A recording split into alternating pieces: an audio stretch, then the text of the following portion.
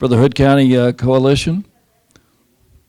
I'm going to let her introduce. Oh, good to see you. Let her introduce this program herself. Air Quality Program Manager for the Hood County Clean Air Coalition, and with me tonight is our Board Chairman, Mark Franco. I just wanted to kind of give you all a quick update of where we're at. We're just wrapping up our final Rider 7 grant and looking forward to the next couple of years of air quality planning.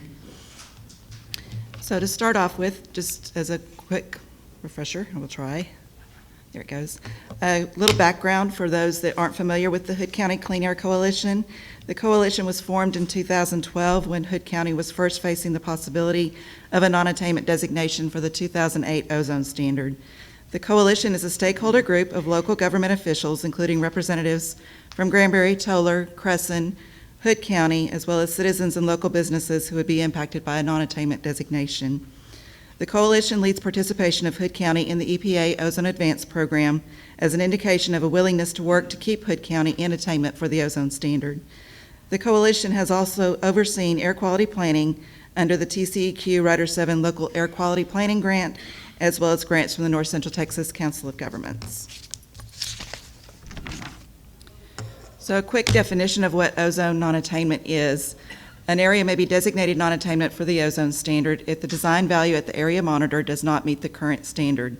The current standard is set at 70 parts per billion for ozone, and we do have a monitor here in Granbury at the County Annex parking lot. Air quality standards are meant to be protective of human health and the health of the environment. Areas that do not meet the standard face varying requirements based on the classification level required in the Clean Air Act. Texas now has 4 areas that have been designated non-attainment for ozone: Dallas-Fort Worth, Houston, Galveston, Brazoria, Bexar County, and most recently El Paso County. And this slide basically represents the different levels of classification for non-attainment and the planning and control requirements based on each level. It starts at marginal and works its way up to extreme, and at each level it piles on. So what happens at marginal, again, happens at moderate, in addition to additional requirements all the way up the ladder. And this is a map of the Dallas-Fort Worth non-attainment area, and you can see that the non-attainment areas are the counties kind of in the tan color, and by looking at that you can see that Hood County is adjacent to at least 2, if you want to count Tarrant County as well, 3 non-attainment area counties. So we are affected by the emissions that happen in DFW as they are blown into Hood County as well. And this is a graph of the Hood County design values from 2000 when the monitor was put in place through our last ozone season, which ended in November of 2021. And we're sitting at a 64 parts per billion design value, so we're well within the current standard of 70. And you can see on this graph how air quality has improved over time. So these are the 2 projects that we completed under the recent TCEQ Rider 7 Air Quality Planning Grant. We did an emission inventory review and recommendations, as well as ambient NOx monitoring. And those were just completed at the end of December 2021.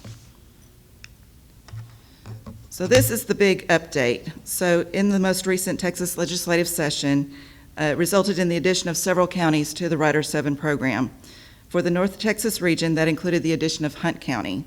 For administrative purposes, we've now are having to switch and allow the North Central Texas Council of Governments to administer the TCEQ Rider 7 grant for Hood and Hunt counties. Previously, we've done all that administration through the city of Granbury. The funding remains the same at $281,250, but we are now having to share that between the 2 counties. So the proposal from the NICCOG is to work with the Hood County Clean Air Coalition through the city of Granbury to fund activities to benefit air quality planning in Hood County. Funding would be around about $100,000 for the 2 fiscal years of fiscal year 22 and 23, and would come from the Rider 7 grant. Remaining funds would be spent on monitoring projects in Hunt County as well as administrative expenses. We're expecting that Rider 7 contract to be in place with NICCOG hopefully by the summer of 22. So with that, we're going to have about 6 months potentially of lack of funding as well as there may be some expenses that may not be reimbursable with that interlocal agreement between NICCOG and the City of Granbury. So we were very grateful to hear that City of Granbury had actually included $25,000 in the fiscal year 22 budget for a donation for the support of the Clean Air Coalition, in addition to the in-kind donation of the office phone and internet expense for our office.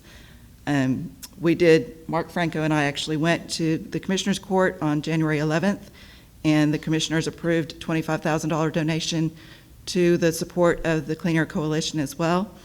And then the City of Crescent had included a $2,500 donation in their fiscal year 22 budget as well. So we were very grateful for all of that support, because it will buy us that time until the contracts are in place with NICCOG.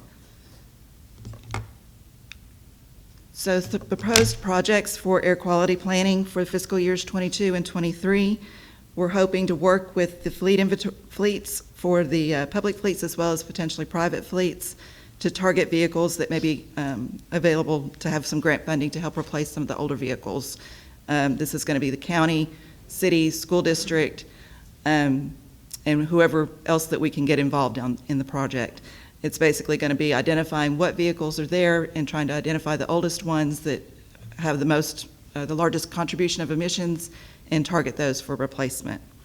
In addition to that, there would be an inventory of traffic incidents and accidents and associated congestion to calculate associated emissions, which may be helpful in identifying roadway improvements. This is partially a project that NICCOG is doing with TxDOT, and so this would be kind of a pet project to see if it could be advanced to other areas as well. And then finally, we would also be doing some air quality monitoring around Hood County to help document the transport of emissions. And these are all the projects that would be just for us, in addition to there would be projects for Hunt County. They're trying to mirror those same projects and just copy it and do it again in Hunt County as well. So lastly, some benefits of supporting air quality planning for Hood County. The current ozone standard set at 70 parts per billion is under review and could potentially be lowered. Participation in the project reflects an active commitment to EPA's Ozone Advanced program that Hood County is a participant in. Funding set aside specifically for Hood and Hunt counties by the state legislature to be used for air quality planning should not be dismissed. Planning now for future long-term benefits for local governments in looking for grants and funding opportunities to assist in replacing vehicles, and then also reflecting being proactive and not reactive in avoiding economic consequences of a potential non-attainment designation. And that's all I have. I'm open if y'all have any questions about the update. Council, have questions, comments? Mayor, Yes, Mr. Rodriguez. I got a couple of questions on your funding, Yes. if you don't mind. Okay, so you're saying right now the funding is $281,250 just for Hood County, or is that? No, that's for Hood and Hunt County now. But- Previously, it was for Hood County alone, but they added Hunt County to us, and so we are now splitting that funding. Okay, so so what I calculated was $57,500 that is contributed towards your funding from Hood County in combined with the city and the city of Crescent. So are you going to be going towards Hunt County commissioners and also maybe the city of Greenville and Commerce to see if they would provide some of your funding as well? We were initially, until we realized that it was going to be difficult to reach out to those people with the time limits that we had, which is why we let NICCOG go ahead and take over administration of the grant. Right. No, go ahead. I might be able to put a little clarity to that. So originally, we managed that Rider 7 funding, the $281,000 last cycle. This time, NICCOG came in and said, all right, Hunt County got thrown in mostly because of the alphabet. It makes no sense geography-wise. So let us take the grant and let us funnel this money so you can continue to work in Hood County. And you can get local resources to help fund you and to get your part of the project that we want to get done, and that money stays in Hood County. And then we're going to take some of this other grant funding, and we're just going to do that stuff with Hunt County. When Hunt County was approached by this, it was deer in the headlights for them. So it's in our best interest to do this type of a scenario so that we can make sure that whatever funds we raise in Hood County goes towards efforts in Hood County. Okay. That's all the questions I have. Mr. Coughlin? Michelle, Mark, thank y'all for coming tonight. I'm excited about what y'all are doing, and I'm excited that you successfully got another year of funding from both the city and the county and from Crescent. So it's a big achievement. So thank you for working hard to do that. And I talked to a gentleman, as a point of information, I talked to a gentleman this week on Monday that lives in Leander and also has a house here. He's into racing. He's got a street legal Corvette that he normally gets inspected in Leander, but he didn't want to drive it all the way there, and he got it inspected here for $7. He said if he had done it in Austin, it would have been over $50. So that's the difference in non-attainment versus attainment to the mom and pop on the street out here is, do we want to pay 40-something, $50 to get our vehicles inspected, or what y'all are doing to keep us in the attainment category? So that's really good. Also, economic development benefits from being in one of the few counties left in the metropolitan area that are in attainment status is going to bode well for creating jobs in our county. So thank you for that. And also, I'd like to visit with you about possibly getting some grant money to help us with our trolley. I know we've done this in the past, but it's been active and rolling down the road quite a bit, and maybe we can do it again and get successful this time. Absolutely, absolutely.